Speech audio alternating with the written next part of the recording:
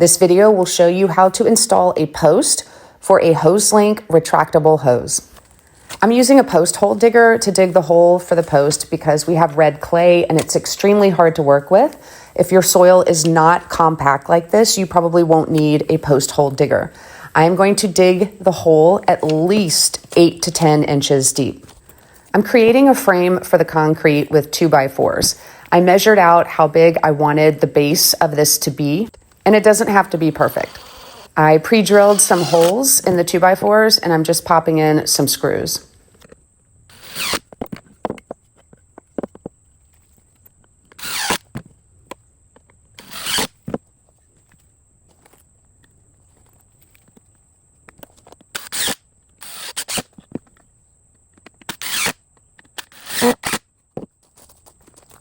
I want my concrete frame to sit a little bit down into the soil, so I'm just scraping away around the hole to make sure that this frame will sit a little bit recessed into the ground.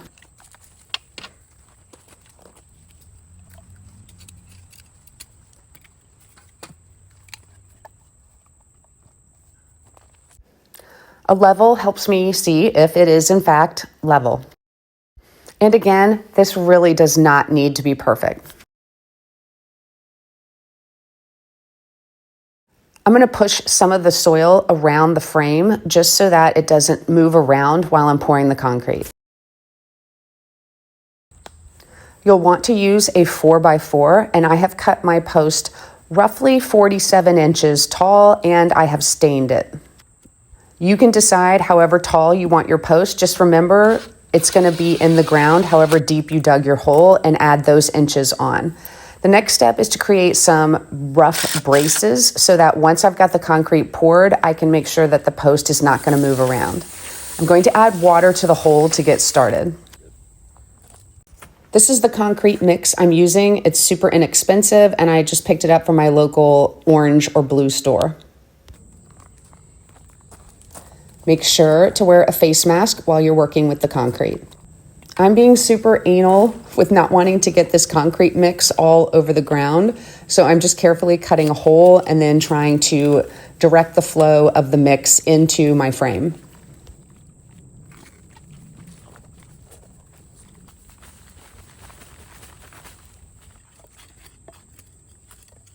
I filled the hole about halfway up, and now I'm going to add some more water, but not too much. The concrete is going to absorb water from the red clay soil.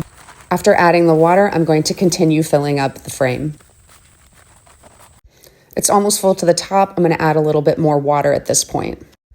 The goal with this frame, because it's not technically necessary, is I want to be able to shape the concrete so that water is not held near the base of the post. This will last so much longer if the post never comes in contact with water. So I'm actually going to build up the concrete a little bit more around the base of the post and have it taper off as it gets towards the edges of the frame. And now I'm able to use the level to make sure that my post is perfectly straight. Except I've actually decided to make sure the post leans a little bit, like just a hair towards the back, because I want the Evolve Hoselink to not tip forward. I want it to be able to stay to the side when I swing it to either side for storage.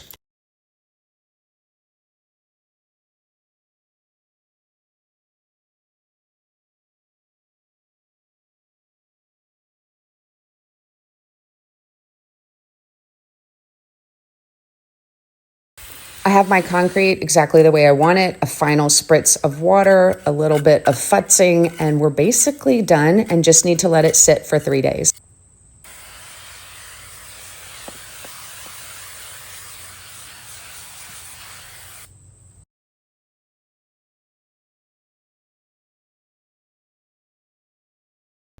It's 3 days later.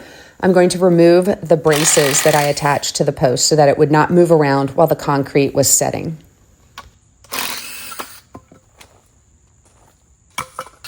Now I'm going to remove the screws out of the frame so that I can take the frame off of the concrete.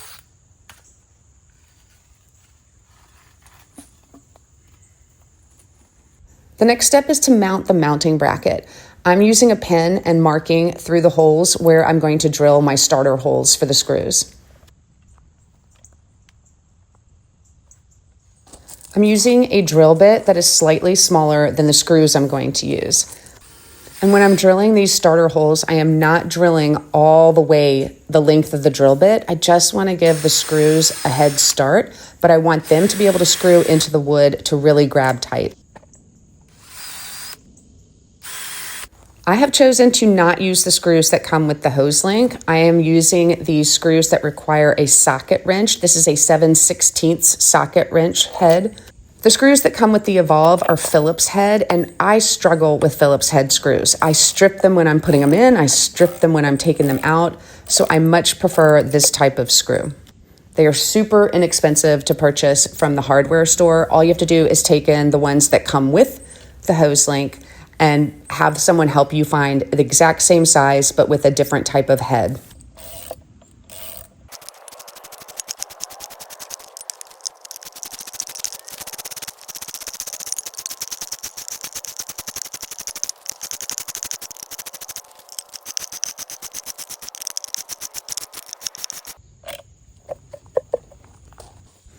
And finally, the satisfying part of this entire project.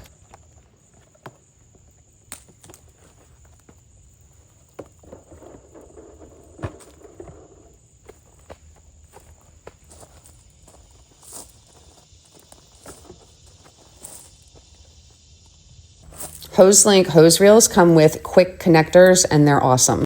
They allow you to quickly connect or disconnect your hoses or your attachments. Right now, I'm attaching the Hoselink to the water source.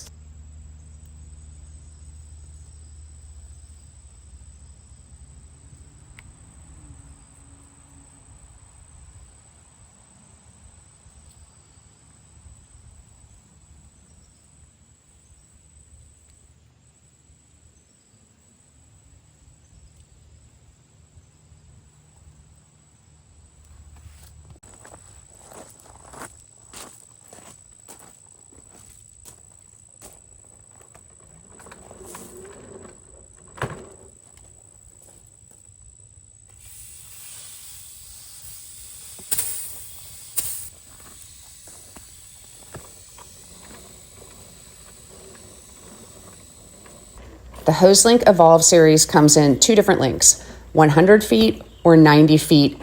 The 90 foot is considered high flow, and the 100 foot has a 1/2 inch hose. I have the 100 foot and find it to be very plenty high flow. And I'm completely unrolling the hose just so you can see exactly how long it is and how easily it retracts.